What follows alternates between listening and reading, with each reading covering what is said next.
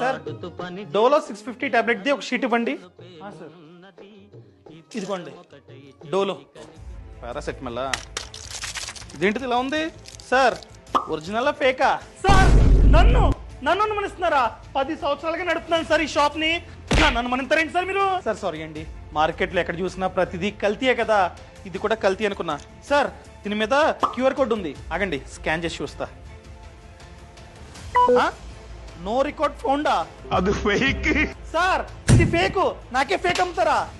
Sir నాకేం తెలియదు sir, ఎవడో కొత్త డీలర్ వచ్చి 50% ఆఫ్ ఇస్తానంటే చాలా టాబ్లెట్లు తీసేసుకున్నానండి సార్. అయినా ఆ క్యూఆర్ కోడ్ ఏంటి సార్? దానివల్ల లాభం ఏంటి?